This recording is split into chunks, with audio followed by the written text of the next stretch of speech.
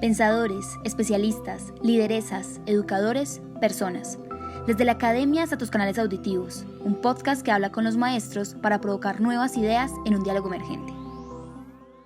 Bienvenidos a todos los oyentes de este podcast Derechos, un espacio en donde los saberes del aula se transportan a un escenario de conversación. Bienvenidos y bienvenidas a nuestro cuarto capítulo. Les recuerdo que soy Sofía Gómez y estaré acompañándolos en este encuentro radial, en donde los derechos y las preguntas que tengamos alrededor de ellos serán el hilo conductor de nuestra charla. Estás escuchando Podcast Derechos, diálogos jurídicos en tus oídos.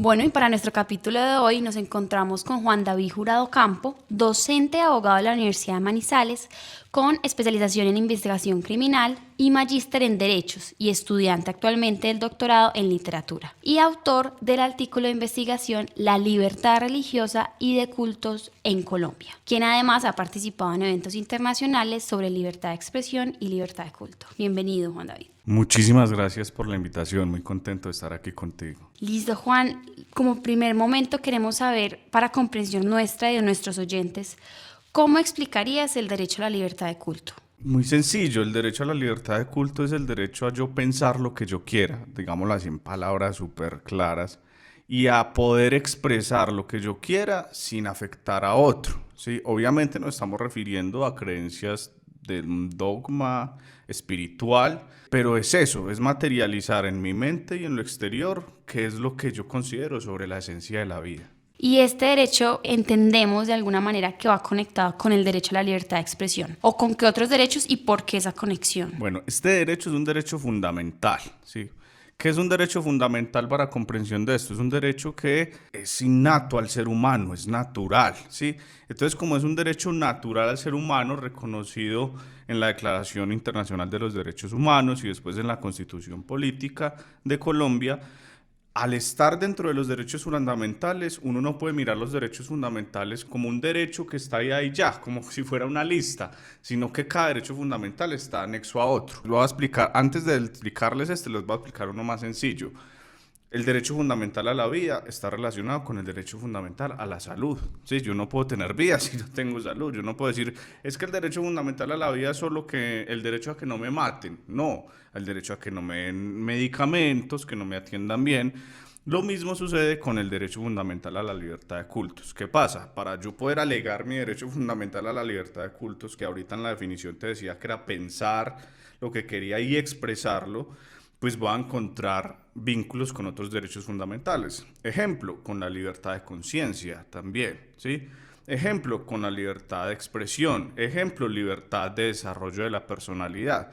¿Por qué? Porque mi libertad de cultos y religiosa pues empieza internamente, pero después al exteriorizarla estoy expresando mi personalidad. Entonces siempre va a haber desarrollo y vínculo con otros derechos fundamentales. Y ya entendiendo pues como este contexto que nos has dado, ¿cuáles son entonces los principales debates que se dan alrededor de este derecho? Bueno, en todos los escenarios. Eso es una de las cosas que yo intento como mostrar en las investigaciones que hemos hecho, en las ponencias y en los eventos, y es que hay no sé si lo han vivido, cuando uno habla de libertad de cultos y religiosa, la gente se limita como a la expresión de la religión en la conversación cotidiana, es decir, creen que libertad de cultos es decir, yo soy cristiano, yo soy católico, yo soy ateo, yo soy agnóstico, y como si fuera solo eso, como identificarme y poner la barrera. Y no es eso, es mucho más. ¿A dónde llega esto? Discusiones como tú preguntas. Bueno, ¿cómo se materializa eso, por ejemplo, en un entorno educativo? ¿Qué dificultades hay para que yo, que soy ateo, estudie en un colegio católico y todo lo que eso puede representar? ¿Cómo se materializa eso en lo urbano? Que lo hablamos mucho en las conferencias que damos. Y muchos dirán, ¿cómo hay que en lo urbano? Pegar en cosas en postes, no. Es que en lo urbano, recordemos que las ciudades tienen planeaciones, planes de desarrollo, y un problema en lo urbano, por ejemplo, es que voy a hablar muy claro, la religión católica tiene permisos generalmente para hacer trancones cuando van a hacer celebraciones de sus ritos, tiendas misas. Pero otras congregaciones no tienen ese permiso. Entonces ahí ya hay una discriminación de que si es una celebración católica puede haber trancón, ¿cierto? Pero si es de otra religión, llaman a tránsito a que se lleven los carros porque entonces no se puede. Entonces mira que en lo urbano también afecta eso. ¿Dónde más? En lo laboral, obviamente.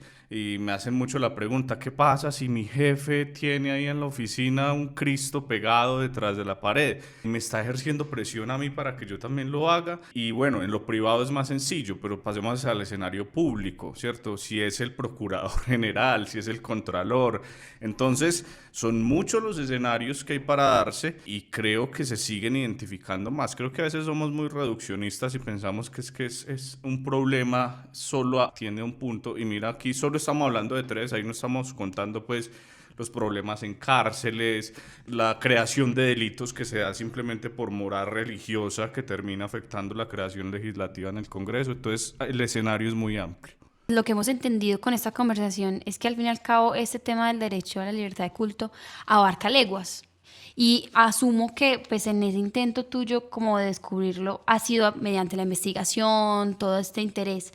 ¿Cómo surgió precisamente o en qué momento surgió ese interés tuyo para abordar estos temas?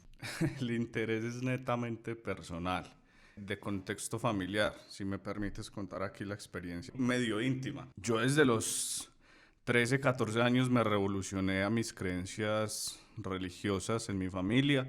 Era una familia, pues es una familia que inicialmente era católica, ¿sí? Mis padres, mis hermanas, con muchas situaciones católicas, íbamos a misa muy juiciosos. De hecho, era el programa dominical, ir a misa y íbamos a pie y todo. En Manizales, este sector en la Florida, era todo un plan ir los domingos desde por la mañana, uno por allá almorzaba por allá en el barrio, bueno, en fin. ¿Qué sucede? Yo me empiezo a alejar, me empiezo a preguntar muchas cosas. Yo fui una persona que desde los 8 años decidí, por ejemplo, no hacer la primera comunión. Yo no hice la confirmación.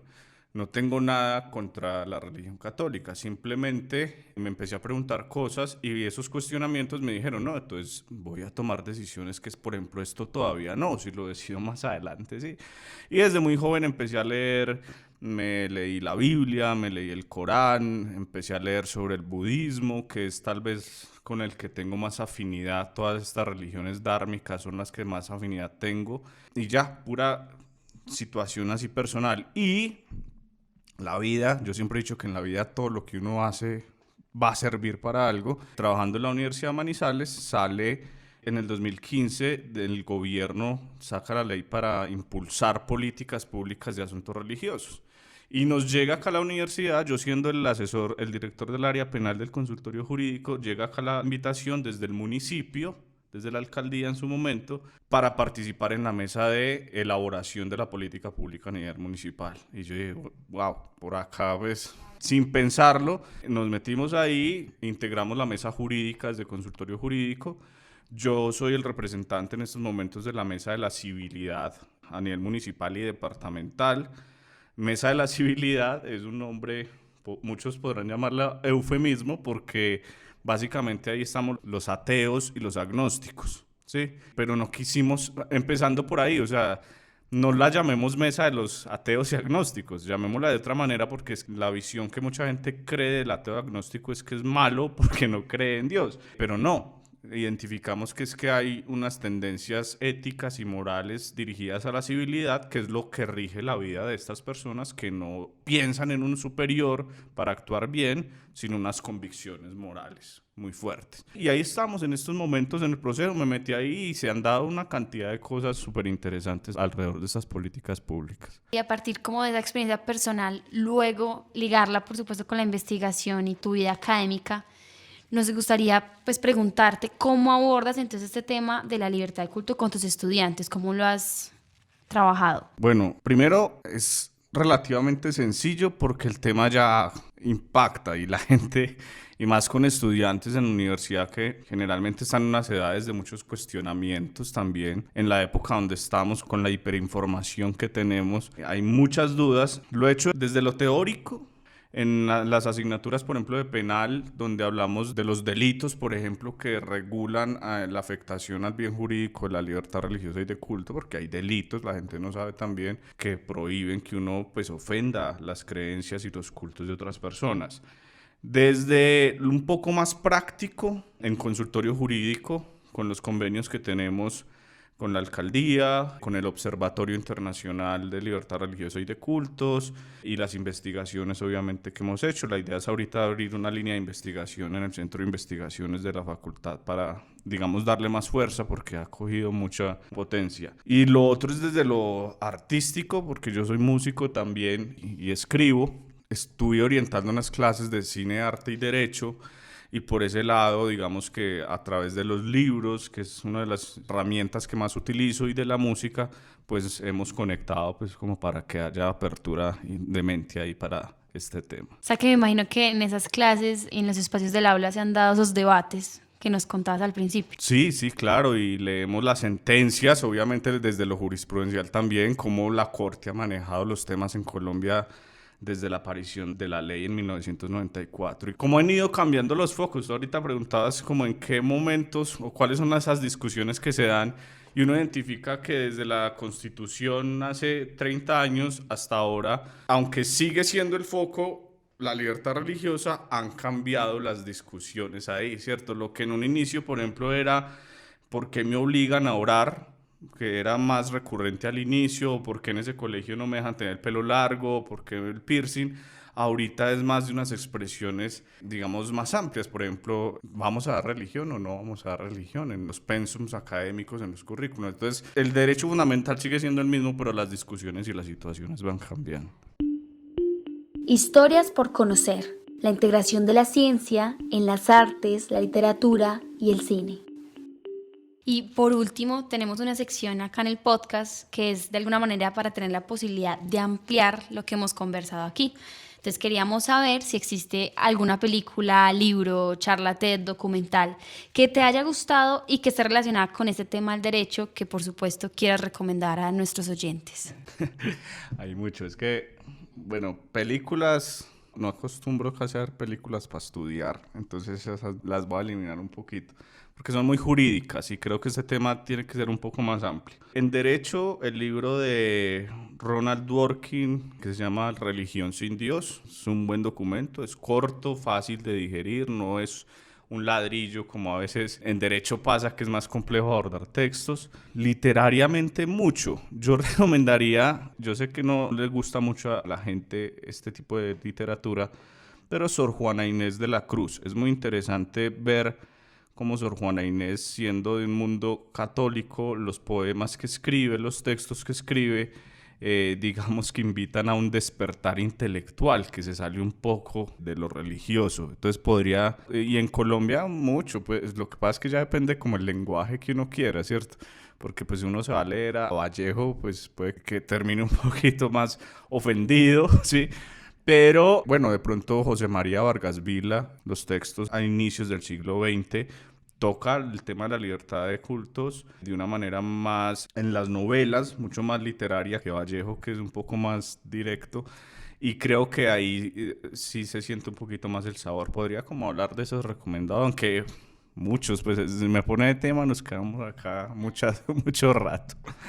No, pero súper bien, porque ahí tenemos ya 4 recomendaciones que posiblemente iremos a investigar y a disfrutar y que luego se van a poder conversar en esos debates que tú estás y que nos expusiste aquí. Juan, muchas gracias por participar en el podcast y esperamos en otra próxima ocasión poder contar contigo. No, muchísimas gracias a ustedes por la invitación y obviamente para lo que necesiten más adelante siempre pendiente. Como despedida, queremos recordarles que estaremos conversando sobre derechos cada 15 días en la primera temporada de este podcast educativo.